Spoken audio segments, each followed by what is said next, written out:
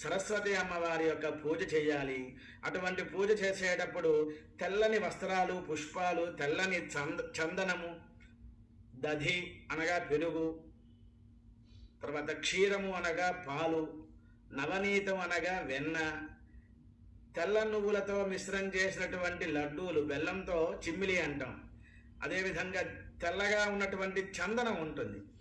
అటువంటి తెల్లని వస్తువులన్నీ కూడా అమ్మవారి దగ్గరికి తీసుకుని అలాగా పూజ చేస్తూ అమ్మవారికి నివేదన పెట్టాలి.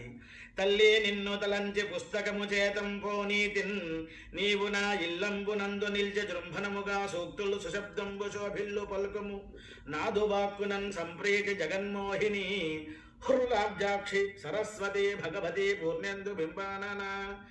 అమ్మవారి యొక్క అనుగ్రహంతో మన యొక్క పుస్తకంలో ఉండకూడదు, విద్య మస్తకంలో ఉండాలి. అటువంటి మస్తకంలో ఉన్నటువంటిది భాష బయటికి రావాలి. జగన్మాత యొక్క అనుగ్రహాన్ని పొందాలి.